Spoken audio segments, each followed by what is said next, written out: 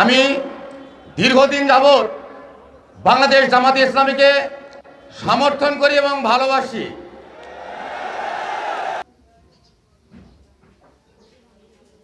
হিন্দু ভাইয়ের এই বক্তব্য শুনে মনটা ভরে গেল।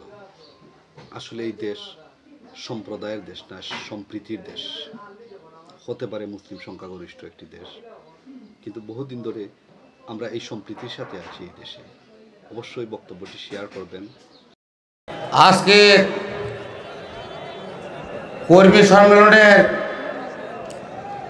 মঞ্চে উপবিষ্ট সম্মানিত সভাপতি,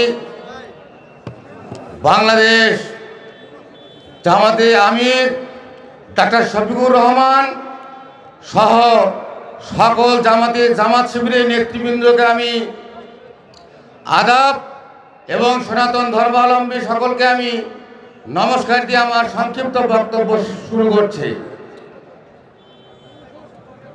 অনেকে হয়তো মন্তব্য করছেন যে হঠাৎ করে আমি গাইবান্ধা জেলায় সনাতন ধর্মাবলম্বী এখানে এসেছি বক্তব্য দেওয়ার জন্য, হয়তো আশ্চর্য বোধ করতেছেন। আমি দীর্ঘদিন যাবৎ বাংলাদেশ জামাতে ইসলামীকে সমর্থন করি এবং ভালোবাসি। আমার প্রয়াত বড় ভাই, উনি ছোটবেলা থেকেই জামাতে ইসলামীর সঙ্গে সম্পৃক্ত ছিলেন। উনি আজ 10 বছর যাবৎ উনি মৃত্যুবরণ করেছেন। তার পরবর্তী হালটা আমি ধরে আছি এই জামাতে ইসলামীকে। আমরা হিন্দু সম্প্রদায়ের ব্রাহ্মণ পরিবারের সন্তান। আমার নাম শ্রী মিলন চন্দ্র ভট্টাচার্য, ব্রাকেটে ঠাকুর। আমি গাইবান্ধা জেলা পলাশবাড়ী উপজেলার 4 নং বরিশাল ইউনিয়নের বাসুদেবপুর সার্বজনীন দুর্গা মন্দিরের বর্তমান কর্তব্যরত পুরোহিত। এবং সাগাটা ফুলছড়ি উপজেলার যারা এসেছেন, আমি 2008 সাল থেকে 11 সালের 11ই নভেম্বর পর্যন্ত ভরতখালী কালী মন্দিরের পুরোহিত ছিলাম।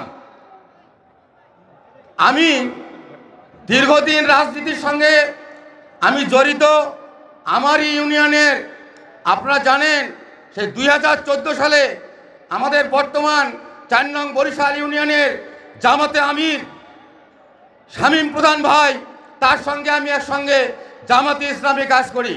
শুধু এই কাজ করতে গিয়ে আমি আওয়ামী লীগের চেয়ারম্যানের হাতে নির্যাতিত, এবং এখন পর্যন্ত আমি গাইবান্ধা কোর্টে আমাকে হাজিরা দিতে হয়, এবং আমি 4 দিন জেল কেটেছি। এটাই আমার পরিচয়। এখন আজকে আমি কেন জামাতে ইসলামীকে ভালোবাসি এটা তো আপনাদের শোনা দরকার। আমি একটি জিনিস জানি যে আমরা হইলাম ধর্মযাজক।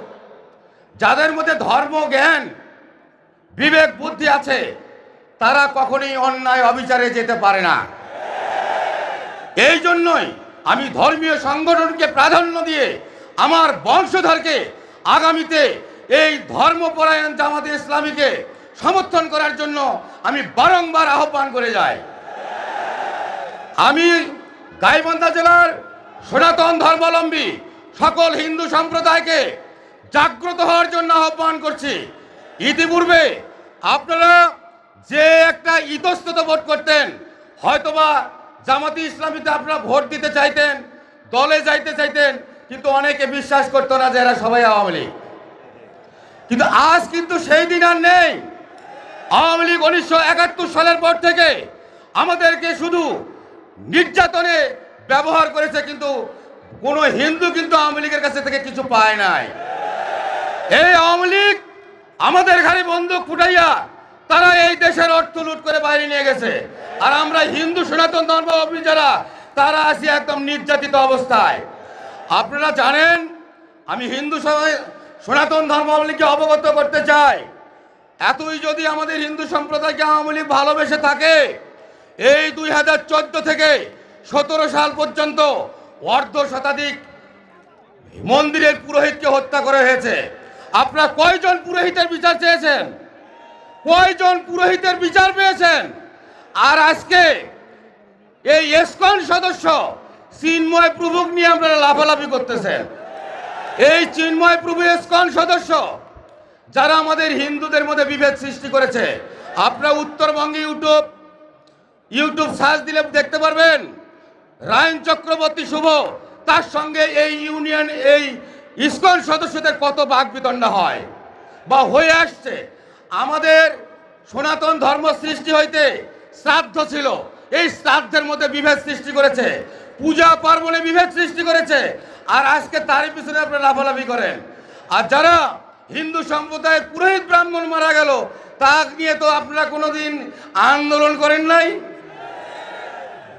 আমি আপনাদেরকে সচেতন করতে চাই, এখন আর আওয়ামী লীগ নেই।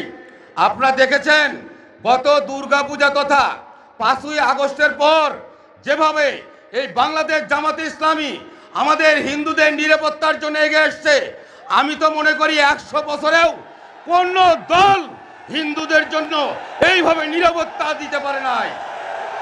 এই দৃষ্টিকোণে ইতিপূর্বে আমাদের পূজা পার্বণ ধর্মীয় অনুষ্ঠান করতে গিয়ে পুলিশের অনুমতি নিতে হয়েছে, পুলিশ পাহারা দিতে হয়েছে। এইবার আমাদের কোনো মন্দিরে পুলিশের প্রয়োজন হয় নাই। আমি চাই যে আজীবন আমাদের বাংলাদেশের জামাতে আমির ডক্টর শফিকুর রহমান, আমি মনে করি উনি সম্ভাব্য প্রধানমন্ত্রী। উনি যদি এই দেশের দায়িত্ব পেয়ে যায়, আমরা আজীবনের জন্য কোনো নির্যাতিত হব না। আমাদের কোনো ধর্ম অনুষ্ঠান করতে গিয়ে কোনো পুলিশ নিরাপত্তার প্রয়োজন হবে না।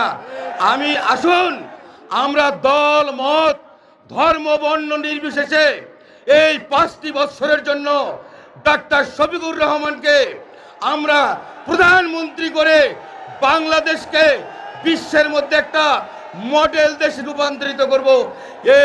এই বলিয়ে আমি আমার সংক্ষিপ্ত বক্তব্য শেষ করছি। আপনারা সবাই আমার জন্য দোয়া আশীর্বাদ করবেন, আমিও আপনাদের জন্য দোয়া এবং আশীর্বাদ করছি।